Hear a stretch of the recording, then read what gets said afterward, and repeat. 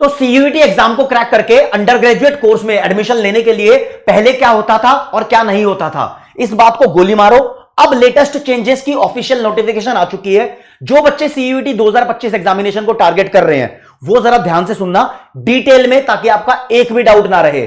जो बच्चा अभी 12th में पढ़ रहा है वो सीयूईटी का पेपर 2025 में देगा, और जो पिछली बार ड्रॉपर रहा है या पिछली बार से अब दोबारा देना चाहता है तो वो भी दे सकता है। आपका पेपर की एक्सपेक्टेशन है कि मई के महीने में, बेसिकली 15 मई के बाद आपके पेपर होने स्टार्ट हो जाएंगे। तो बिग चेंजेस देखते हैं दोस्तों कि क्या क्या चेंजेस हुए हैं और अब आपके सामने क्या बदलाव खड़ा है। तो पॉइंट वाइज करेंगे। पॉइंट नंबर 1, यहां पर बच्चा मैक्स टू मैक्स 5 सब्जेक्ट का पेपर दे पाएगा। कितने सब्जेक्ट? 5 सब्जेक्ट। एक तो लैंग्वेज हो गई, मान लो इंग्लिश, बाकी के 4 सब्जेक्ट कोई भी हो सकते हैं। पहले साइंस वाला आर्ट्स और कॉमर्स में जा सकता था, अब आर्ट्स और कॉमर्स वाला साइंस में भी जा सकता है। मतलब कोई भी किसी भी सब्जेक्ट को दे सकता है। लेकिन मैं बोलूंगा कि आपने एक लैंग्वेज चूज कर ली है, उसके अलावा 4 सब्जेक्ट आप बहुत केयरफुली चूज करो, क्योंकि यूनिवर्सिटी ऑफ दिल्ली तो यह कहती है ना कि जो सब्जेक्ट आपने 12th क्लास में पढ़े हैं उनका पेपर अगर आप सीयूईटी में दोगे तो दिल्ली यूनिवर्सिटी आपको एडमिशन देगी उन सब्जेक्ट के स्कोर के आधार पर। तो अब देख लेते हैं। तो भैया यानी बेसिकली आप अपने आप को शिफ्ट करना चाहते हो, यूनिवर्सिटी ऑफ दिल्ली के अलावा कुछ और चूज कर रहे हो, तो आर्ट साइंस से कॉमर्स में या कॉमर्स साइंस से किसी दूसरी स्ट्रीम में तुम मूव कर सकते हो। लेकिन मैं आपको सजेशन दूंगा, जो आप 12th क्लास में पढ़ रहे हो भैया उन्हीं सब्जेक्ट्स को चूज करना। पेपर आपका सीबीटी मोड में होगा, यानी कंप्यूटर बेस्ड टेस्ट होगा। पहले एक बार ये हाइब्रिड मोड में भी हुआ है, यानी कुछ पेपर ऑनलाइन कुछ पेपर ऑफलाइन, लेकिन अब ऐसा नहीं होने वाला। अब दोस्तों जो जनरल टेस्ट होता था उसका नाम बदलकर जनरल एप्टीट्यूड टेस्ट रख दिया है। हां जी, क्या ये पेपर देना कंपलसरी है? ये पेपर इन 5 सब्जेक्ट में ही शामिल होगा? जी हां, इसके ऊपर बच्चों को बहुत डाउट्स हैं, इसकी क्लैरिटी ले लो। देखो भैया, पहले क्या होता था, पूरे इंडिया के बहुत सारे स्कूल्स के कुल मिलाकर हमने देखा कि 63 सब्जेक्ट्स सीयूईटी में कंसीडर होते थे। अब यूजीसी ने इन 63 सब्जेक्ट्स को हटाकर 37 सब्जेक्ट का चॉइस बच्चों के सामने रखा है। यानी इन सबको तुम देख सकते, इन सबका तुम पेपर दे सकते हो। ये तो चॉइस है तुम्हारे पास, तुम दोगे किस चीज का वो बात दूसरी है। ठीक है जी। इसमें लैंग्वेज भी थी और डोमेन सब्जेक्ट भी थे। लैंग्वेज कुल मिला के 33 थी, जिसमें 13 रीजनल और 20 फॉरेन लैंग्वेज थी। अपन हिंदी और इंग्लिश को ही मेन मान के चलते हैं, कितनी भी लैंग्वेज हो। अब टोटल मिला के 13 लैंग्वेज होती हैं। अरे अपने को तो हिंदी और इंग्लिश मेन यही है, और बाकी दूसरी लैंग्वेजेस है, तो बच्चे सुन रहे हैं तो ध्यान रख लेंगे। अब दोस्तों आप 29 में से 23 डोमेन सब्जेक्ट आपको देखने को मिलेंगे कि आप इनमें से चूज कर सकते हो। कहने का मतलब क्या, ये क्या क्या घटाया है भाई, इन चीजों को गोली मारो। कुल मिला के सिर्फ ये देखना है आपको कि 23 सब्जेक्ट आपको चूज करने को मिलेंगे, उसमें से कोई भी 4 चूज कर सकते हो आप। एक लैंग्वेज तो आपको यहां से चूज करनी पड़ेगी, इतना ध्यान रखना है। अच्छा जी, तो कहने का बड़ा बड़ा मोटिव यहां पर यह है कि 6 सब्जेक्ट कौन से कम हुए हैं भाई। एंटरप्रेन्योरशिप कम हो गया। अच्छा जी, एंटरप्रेन्योरशिप कम हो गया। हां जी हां, कम हो गया। एक सब्जेक्ट होता था teaching aptitude, legal studies, fashion studies, tourism, engineering, graphics. किसी किसी स्कूल के अंदर ये सब्जेक्ट मिलते थे बच्चों को, अब ये चूज करने को नहीं मिलेंगे। तो बच्चा अगर 12th क्लास में इन सब्जेक्ट को पढ़ रहा हो तो क्या करेगा, यह बात उठ के सामने आई है।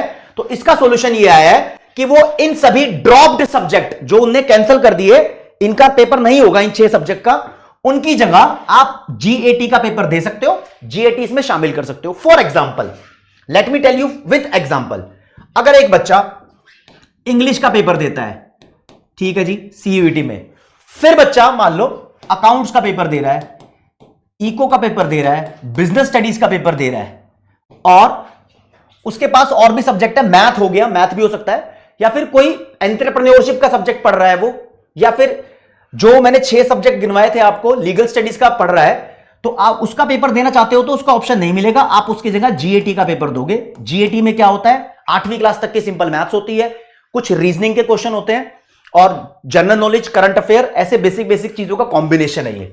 तो आपके पास ये 5 सब्जेक्ट मैंने कॉमर्स के हिसाब से बताए हैं, आर्ट्स और साइंस वाला अपने हिसाब से इसको मैनेज कर सकता है, इनके पेपर दे सकते हो। अच्छा, ये चक्कर हुआ। हाँ भाई, पेपर तो दे सकते हो, लेकिन एडमिशन कैसे मिलेगा यूनिवर्सिटी में, स्टेप बाय स्टेप आगे बढ़ते हैं। अच्छा जी, दे सकते हैं, 5 पेपर हो जाएंगे। अब आपका हर एक पेपर 1 घंटे का होगा, और हर एक पेपर में 50 क्वेश्चंस होंगे, एमसीक्यू बेस्ड सारे क्वेश्चंस होंगे। 1 घंटे का ही होगा, 60 मिनट।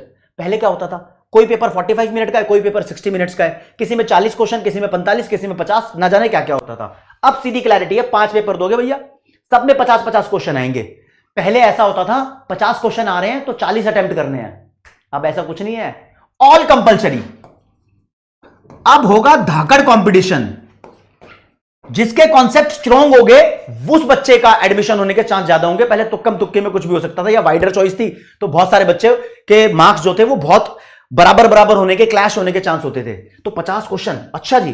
तो अब देखो राज्य, 50 क्वेश्चन होंगे, हर एक क्वेश्चन 5 नंबर का होगा, तो 250 नंबर का तुम्हारा एक सब्जेक्ट हो गया। आप 5 सब्जेक्ट का पेपर दोगे, कितने सब्जेक्ट का? 5 सब्जेक्ट का आप पेपर दोगे, तो आपके रिपोर्ट कार्ड में 1250 में से आपके नंबर लिखे होंगे। यहां पर आप एक क्वेश्चन सही करते हो तो आपको 5 नंबर मिलेंगे, अगर आप उस क्वेश्चन को अटेम्प्ट करते ही नहीं हो तो कुछ नहीं मिलेगा। लेकिन अगर आपने उस क्वेश्चन को अटेम्प्ट कर लिया और गलत आंसर दिया तो आपकी नेगेटिव मार्किंग होगी 20% की। 20% मतलब -1, यानी रॉन्ग क्वेश्चन का आपका 1 नंबर कट जाएगा, नेगेटिव मार्किंग है यहां पर। फॉर एग्जाम्पल, एक बच्चे ने 50 क्वेश्चन अटेम्प्ट किए, उसमें से 49 सही कर दिए, 49 सही कर दिए, तो 49 सही करने के लिए उसको 245 मार्क्स मिल जाएंगे। और उसने एक क्वेश्चन गलत किया तो उसका 1 मार्क माइनस हो जाएगा, 244 उसके मार्क्स होंगे। इस तरीके से नेगेटिव मार्किंग काम करती है। तो सोच समझकर सिलेक्शन करना होगा, जो क्वेश्चन आता है उसको अटेम्प्ट करना है, और गलती से भी गलती करने का स्कोप बचा नहीं है, क्योंकि तुम तुक्का लगाओगे तो हो सकता है तुम्हारे मार्क्स यहां पर गड़बड़ी हो जाए, माइनस हो जाए। अच्छा सर, इतनी बातें हो गई है। हां भाई हां, अब जो यूनिवर्सिटी है उसकी बात करते हैं। जैसे कि मैं आपको बताऊं एडमिशन कैसे होना है आपका, उसकी बात भी तो जाननी है भैया। ये तो मार्किंग स्कीम देख ली भाई साहब। मोस्ट ऑफ द यूनिवर्सिटीज आपको, चाहे आपको एडमिशन लेना हो बीकॉम में, BCom honours, economics honours, English honours, जो भी रेस्पेक्टिव कोर्सेज है किसी भी यूनिवर्सिटी के, वो बेसिकली 4 सब्जेक्ट के आधार पर आपको एडमिशन देगी। यानी आप पेपर दोगे 1 2 3 4 5, आप 5 सब्जेक्ट का पेपर दोगे, जो भी आपके बेस्ट 4 हो उसके मार्क्स लगेंगे, लेकिन लैंग्वेज का होना मैंडेटरी है। तो आप देखो 250 नंबर का एक सब्जेक्ट, 4 सब्जेक्ट के मार्क्स कंसीडर होंगे, 1000 में से आपके जितने नंबर आएंगे उस हिसाब से आपको कॉलेज में एडमिशन मिलेगा। अब कॉलेज आपको बोलेंगे, for example university of Delhi का श्रीराम कॉलेज पकड़ लो, बीकॉम ऑनर्स बहुत पॉपुलर कोर्स है। ये ऐसा बोल सकता है कि आपकी एक लैंग्वेज का स्कोर लेंगे, फिर अकाउंट्स या फिर मैथ्स, इन दोनों में से किसी भी एक सब्जेक्ट के नंबर लगाओ, या दोनों के भी लगा सकते हो, ठीक है जी। फिर मान लो आपने बीएसटी और इकोनॉमिक्स, तो 1 2 3 4 इन दोनों में से एक लगा के चल रहा हूं, आप दोनों लगाना चाहो तो इनमें से एक माइनस कर देना। 4 सब्जेक्ट, तो इनके आपके मार्क्स देखे जाएंगे, कितने कितने कितने आए हैं, टोटल कर देना। 1000 में से जो भी नंबर आए होंगे उसके थ्रू कॉलेज अपनी कट ऑफ निकालेगा, लिस्ट निकालेगा। भैया मान लो 1000 में से जिस बच्चे के 900 नंबर आए हो, 950 नंबर आए हो, उसको शायद एसआरसीसी में एडमिशन मिल रहा हो। तो ऐसा क्राइटेरिया यहां पर रहने वाला है। तो अगेन एक बार समराइज कर लेते भैया, क्या क्या चेंजेस हुए हैं और ये चेंजेस तुम्हारे लिए कितने महत्वपूर्ण हैं ऑनलाइन वेबसाइट के थ्रू भी। तो देखो सीयूईटी एग्जामिनेशन पैटर्न 2025 का रिवाइज हो गया है। बिग चेंजेस आपको जो देखने को मिले हैं कि अब पेपर तुम्हारा कंप्यूटर बेस्ड टेस्ट होगा, हर एक पेपर के लिए 60 मिनट मिलेंगे, एमसीक्यू होगा। और अंडर ग्रेजुएट कोर्स में एडमिशन लेने के लिए आपके पास 3 सेक्शन होंगे, लैंग्वेज, डोमेन और जनरल टेस्ट। जनरल टेस्ट आपके पास अभी भी ऑप्शनल है, आप चाहो तो दो, आप चाहो तो मत दो, लेकिन बहुत सारी यूनिवर्सिटीज हैं जो जनरल टेस्ट को कंसीडर कर सकती है आपके किसी भी कोर्स में एडमिशन लेने के लिए। यूनिवर्सिटी ऑफ दिल्ली में इसके कम चांसेस होते हैं, ठीक है, लेकिन फिर भी आप ध्यान रखना, इसका नाम चेंज कर दिया, जनरल एप्टीट्यूड टेस्ट रख दिया है। हर एक पेपर में 50 क्वेश्चन आएंगे, नेगेटिव मार्किंग भी होगी। टोटल नंबर एक सब्जेक्ट के 250 हो गए। मार्किंग स्कीम बता दिया, सही का 5 नंबर, गलत का -1 number. Medium of CUET exam कौन कौन सी लैंग्वेज में होगा, तो भैया ये लैंग्वेज है इंग्लिश, हिंदी, असमी, बंगाली, गुजराती, कन्नड़, मलयालम, मराठी, पंजाबी, तमिल, तेलुगु और उर्दू के अलावा उड़िया लैंग्वेज में भी होगा। टोटल मिला के तुम्हारे पास डोमेन सब्जेक्ट कितने रहेंगे, 23 रहेंगे। इसके अलावा जो भी तुम्हारा आगे क्वेश्चन बनता है, लाइव चैट तो नहीं है ऑब्वियसली, रिकॉर्डेड वीडियो, तो कमेंट सेक्शन में आप अपना क्वेश्चन बताओ कि तुम्हें क्या चाहिए, क्या पूछना है। और पेपर आपके मई के महीने में स्टार्ट होने के चांसेस हैं। अभी और भी नोटिफिकेशंस आनी बाकी हैं, हो सकता है कि सीयूईटी का पेपर एक साल में 2 बार हो या फिर कुछ और बदलाव भी हो। अब बच्चा बोलेगा sir syllabus syllabus syllabus syllabus syllabus, एक बार सिलेबस बता दो यार, सिलेबस के बारे में तो बात करनी है, सिलेबस क्या होगा, तो सिलेबस भी यहीं पर डिस्कस कर रहा हूं भैया। सिलेबस देख लेना और अपने दोस्तों को भी ये सिलेबस बता देना। सिलेबस में कोई चेंज नहीं आया है, एनसीईआरटी को फॉलो करना है। कौन सी एनसीईआरटी? रिवाइज्ड या ओल्ड?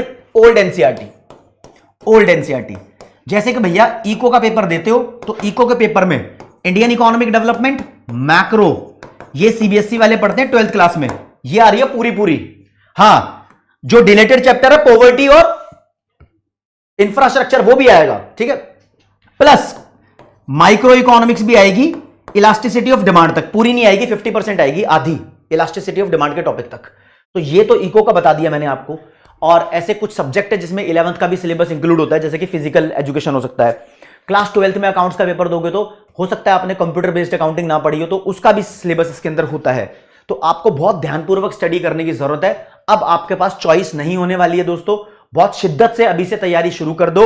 एमसीक्यूज जितने हो सकते हैं उतने दे दनादन अटेम्प्ट करो, और यूजीसी ने बोल दिया है जितने एप्लीकेशन बेस्ड क्वेश्चन तुम क्रैक कर सकते हो उतना आपके लिए बढ़िया है। तो ये हिंट है एक कि एप्लीकेशन बेस्ड क्वेश्चंस भी यहां पर आपसे पूछे जाने वाले हैं, और तुम जो पूछते हो उसका जवाब हम देते हैं। और फिर ठीक है, प्रवेश बैच के अंदर दोस्तों इनकी तैयारी कराई जा रही है। हमने प्रवेश और प्रवेश 2.0 दो बैच कॉमर्स वाले बच्चों के लिए निकाले हुए, आप उसमें एनरोल करके पढ़ाई कर सकते हो। और बड़ी बड़ी अपडेट्स के लिए हम हैं ही आपके लिए। मैं आपका भाई, दोस्त, educator of economics love Kaushik. आज के लिए इतना ही।